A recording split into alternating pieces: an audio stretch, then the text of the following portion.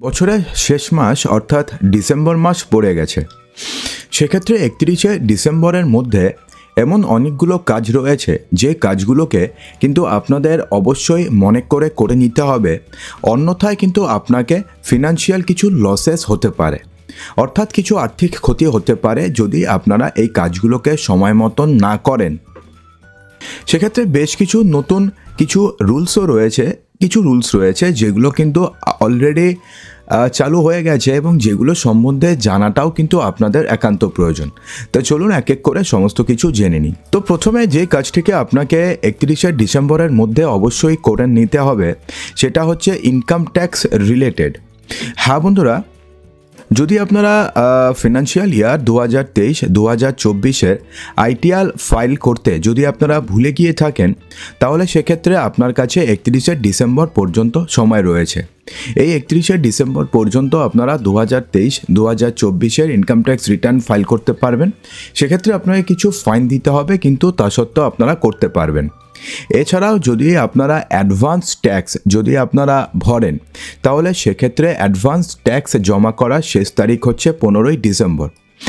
আপনারা সবাই জানেন যে 15ই মার্চের মধ্যে 100% অর্থাৎ 100% অ্যাডভান্স ট্যাক্স জমা করতে হয়। তার মধ্যে 45% ট্যাক্স জমা করতে হয় 15ই সেপ্টেম্বরের মধ্যে।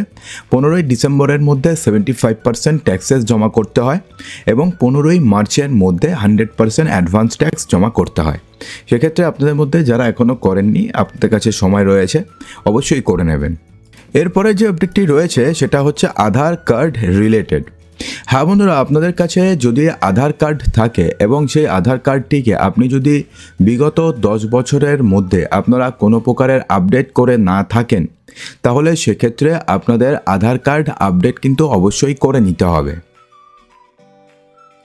তো সেক্ষেত্রে আপনি যদি আপনাদের আধার কার্ডের নাম, আপনাদের অ্যাড্রেস, ডেট অফ বার্থ অথবা ফটো যদি আপনারা চেঞ্জ করতে চান, তাহলে সেক্ষেত্রে আগামী 14ই ডিসেম্বরের মধ্যে আপনি মাই আধার পোর্টালে গিয়ে আপনারা আপনাদের আধার কার্ডটিকে আপডেট করে নিতে পারবেন।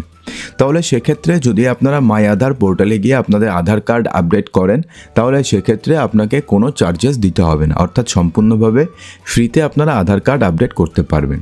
তবে অবশ্যই মনে রাখবেন যে ডেটটি কিন্তু 14ই ডিসেম্বর, অর্থাৎ 14ই ডিসেম্বরের মধ্যে যদি আপনারা করেন তাহলে আপনারা ফ্রিতে করতে পারবেন।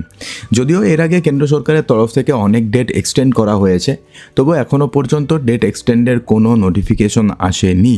তো অবশ্যই আপনাদের মধ্যে যারা যারা করেননি, আপনারা 14ই ডিসেম্বরের মধ্যে করার চেষ্টা করে নেবেন। এছাড়া কিছু স্পেশাল এফডি স্কিম রয়েছে, যেক্ষেত্রে কিন্তু দুর্দান্ত কিছু রিটার্ন পাওয়া যাচ্ছে। হ্যাঁ বন্ধুরা, আইডিবিআই ব্যাংক তাদের উৎসব এফডির মাধ্যমে 300 দিন, 375 দিন, 444 দিন এবং 700 দিনের কিছু স্পেশাল এফডি স্কিম তারা লঞ্চ করেছে। এছাড়াও পাঞ্জাব এবং সিন্ধ ব্যাংকও আলাদা আলাদা সময়সীমার কিছু এফডি তারা লঞ্চ করেছে, যেগুলোতেও কিন্তু আপনারা নর্মাল যে এফডি রয়েছে অর্থাৎ 1 বছর, 2 বছর, 3 বছর, 4 বছর, তার থেকে আপনারা ভালো রিটার্ন পেয়ে যাবেন। এবং এই সমস্ত স্কিমে আপনি যদি ইনভেস্ট করতে চান, তাহলে সেক্ষেত্রে শেষ তারিখ 31শে ডিসেম্বর, অর্থাৎ 31শে ডিসেম্বরের মধ্যে আপনাকে এই ধরনের স্কিমে আপডেট করতে হবে বা এই ধরনের স্কিমে আপনাকে ইনভেস্ট করতে হবে। এরপরে যে আপডেটটি হচ্ছে সেটা হচ্ছে বা যে কাজটি আপনাদের মনে রাখতে হবে সেটা হচ্ছে অ্যাক্সিস ব্যাংকে যদি আপনাদের ক্রেডিট কার্ড থাকে, তাহলে সেক্ষেত্রে ক্রেডিট কার্ডের নিয়মে বেশ কিছু পরিবর্তন হচ্ছে 20 ডিসেম্বর থেকে। সেক্ষেত্রে আপনাদের যদি Airtel Axis bank credit card থাকে, তাহলে সেক্ষেত্রে ক্রেডিট কার্ডের যে ইন্টারেস্ট রেট সেটা 3.60% ছিল আগে, সেখান থেকে বাড়িয়ে প্রতি মাসে 3.75% করে দেওয়া হয়েছে। অর্থাৎ কোনো মাসে যদি আপনারা একবার ইএমআই মিস করে ফেলেন, তাহলে সেক্ষেত্রে প্রতি মাসে 3.75% হারে আপনার থেকে ইন্টারেস্ট ক্যালকুলেট করা হবে। প্রতি মাসে 3.75 মানে প্রায় যদি আপনার ইয়ারলি দেখেন প্রায় 45 থেকে 50% কিন্তু আপনার চার্জেস হয়ে যাবে। এছাড়া যদি আপনাদের অ্যাক্সিস ব্যাংকের ক্রেডিট কার্ড থাকে, বিশেষ করে আপনাদের কাছে যদি অ্যাক্সিস ব্যাংকের এজ রিওয়ার্ডস ক্রেডিট কার্ড থাকে, তাহলে সেক্ষেত্রে সেই ক্রেডিট কার্ডে যদি আপনি আপনাদের রিওয়ার্ড পয়েন্টস যদি আপনি রিডিমশন করেন, তাহলে পরে সেক্ষেত্রে 99 রুপিস অর্থাৎ 99 টাকা, সেই সঙ্গে 18% জিএসটি আপনাকে দিতে হবে। এছাড়া যদি আপনি রিওয়ার্ড পয়েন্টস যদি আপনি অন্য কাউকে ট্রান্সফার করেন তাহলে সেক্ষেত্রে 199 টাকা চার্জ লাগবে, সেই সঙ্গে 18% জিএসটি দিতে হবে আপনাকে। যদি আপনাদের স্টেট ব্যাঙ্ক অফ ইন্ডিয়ার ক্রেডিট কার্ড থাকে তাহলে সেক্ষেত্রে স্টেট ব্যাঙ্ক অফ ইন্ডিয়ার ক্রেডিট কার্ডের ক্ষেত্রেও কিন্তু নিয়মের পরিবর্তন হচ্ছে। হ্যাঁ বন্ধুরা, 1 নভেম্বর থেকে অলরেডি এই নিয়মটি জারি হয়ে গেছে। এই নিয়মে বলা হয়েছে যে এসবিআই ক্রেডিট কার্ডের একটা স্টেটমেন্ট সাইকেলে যদি আপনারা 50,000 টাকার বেশি ইউটিলিটি বিল প্রদান করেন, অর্থাৎ গ্যাসের বিল, ইলেকট্রিসিটি বিল, অর্থাৎ এই সমস্ত যদি আপনারা ইউটিলিটি বিল প্রদান করেন সেক্ষেত্রে 1% এক্সট্রা চার্জ আপনাদের অ্যাকাউন্ট থেকে ডিডাক্ট করা হবে। কিন্তু যদি আপনি 50,000 টাকার কম ইউটিলিটি বিল পেমেন্ট করেন তাহলে সেক্ষেত্রে কোনো এক্সট্রা চার্জেস দিতে হবে না। যদি আপনাদের কাছে রেশন কার্ড থাকে সেক্ষেত্রে রেশন কার্ডধারীদের জন্য কিন্তু বেশ কিছু কাজ রয়েছে যেগুলোকে 31শে ডিসেম্বরের মধ্যে করতে হবে, অন্যথায় নতুন বছরে আপনার রেশন পেতে সমস্যা হতে পারে। হ্যাঁ বন্ধুরা, কেন্দ্র সরকারের তরফ থেকে জানিয়ে দেওয়া হয়েছে যে আপনাদের যদি ডিজিটাল রেশন কার্ড থাকে এবং ডিজিটাল রেশন কার্ডের আপনি যদি এখনও পর্যন্ত ইকেওয়াইসি করিয়ে না থাকেন সেক্ষেত্রে ইকেওয়াইসি না করলে পরে আপনারা এমনটাও হতে পারে যে নতুন বছর থেকে অর্থাৎ 2025 থেকে আপনারা আর রেশনের সামগ্রী নাও পেতে পারেন। তো সেক্ষেত্রে আপনাদের মধ্যে যারা যারা এখনও পর্যন্ত আপনাদের ডিজিটাল রেশন কার্ডের কেওয়াইসি করেননি অবশ্যই নিকটবর্তী কোনো রেশন দোকানে গিয়ে আপনারা করে নিতে পারবেন।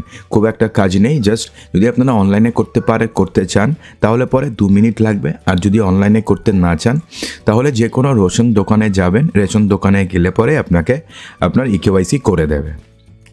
এছাড়া 1 ডিসেম্বর থেকে যদি আপনাদের কাছে Vodafone idea, BSNL, Airtel, Jio যে কোনো মানে টেলিকম অপারেটর সিম কার্ডই আপনি ইউজ করেন না কেন সেক্ষেত্রে 1 ডিসেম্বর থেকে কিন্তু ওটিপি পরিষেবাতে কিছু সমস্যা আপনাদের হতে পারে। হ্যাঁ বন্ধুরা, ট্রাই টেলিকম কোম্পানিগুলোকে কমার্শিয়াল মেসেজ এবং ওয়ান টাইম পাসওয়ার্ড ট্রেস করার নিয়ম চালু করতে নির্দেশ দিয়েছে।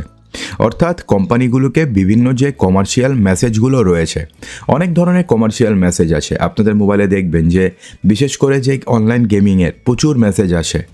এছাড়া বিভিন্ন কমার্শিয়াল মেসেজ আসে, বিভিন্ন কোম্পানির প্রোডাক্টসের আপনার কাছে পুরো লিঙ্ক চলে আসে।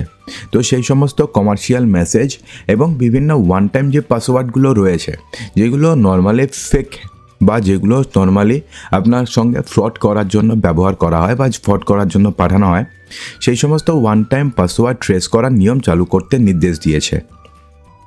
এই সিদ্ধান্তটি আগস্ট মাসে ঘোষিত হয়েছিল এবং এর বাস্তবায়ন 31শে অক্টোবর পর্যন্ত করার কথা ছিল। তবে জিও, এয়ারটেল, ভোডাফোন আইডিয়া এবং বিএসএনএল এর আবেদনের পরে সেটাকে 31শে নভেম্বর পর্যন্ত বাড়ানো হয়েছে। অর্থাৎ যেটা চালু হওয়ার কথা ছিল 31শে অক্টোবরের পর থেকে, অর্থাৎ নভেম্বর মাস থেকে, সেক্ষেত্রে 1 মাস তারা বাড়িয়েছে এবং সেটার লাস্ট ডেট করা হয়েছিল 31শে নভেম্বর। অর্থাৎ 31শে নভেম্বরের মধ্যে প্রত্যেকটি টেলিকম কোম্পানিকে কমার্শিয়াল মেসেজ এবং ওয়ান টাইম পাসওয়ার্ড ট্রেস করার নিয়ম বা ট্রেসেবিলিটি সিস্টেম চালু করার নির্দেশ দেওয়া হয়েছে। তো সেক্ষেত্রে 1 ডিসেম্বরের পর থেকে এই নিয়ম যখনই কার্যকর হয়ে যাবে তারপরে সেক্ষেত্রে আপনাদের ওটিপি আসতে কিছুটা সমস্যা হতে পারে। এর ফলে আপনাদের ব্যাংকিং এবং টিকিট বুকিংয়ের মতন পরিষেবাতে ওটিপি পাওয়ার জন্য ব্যবহারকারীদের অপেক্ষা করতে হতে পারে। এই নিয়মের উদ্দেশ্য হচ্ছে স্ক্যামাররা যাতে ভুয়া ওটিপি মেসেজ পাঠিয়ে মানুষের ডিভাইসে প্রবেশ করতে না পারে এবং যার ফলে আর্থিক ক্ষতি হতে পারে, এবং সেই সমস্ত কিছু যাতে না হয়, গ্রাহকের মোবাইল, তাদের অ্যাকাউন্ট, তাদের ব্যক্তিগত তথ্য সমস্ত কিছু যাতে সুরক্ষিত থাকে, সেই কারণে এই নতুন নিয়মটি চালু করা হচ্ছে। তো বন্ধুরা, আশা করব যে ভিডিওটিতে আপনাদের সমস্ত কিছুই সঠিকভাবে বোঝাতে পেরেছি। যদি ভিডিওটি ভালো লেগে থাকে তো ভিডিওটিকে লাইক করবেন, ভিডিওটিকে বন্ধুদের মাঝে প্রচুর শেয়ার করবেন এবং চ্যানেলটিকে সাবস্ক্রাইব অবশ্যই করবেন। তো দেখা হচ্ছে আমাদের আগামী ভিডিওতে আরও কিছু ইম্পর্টেন্ট নিউজ নিয়ে।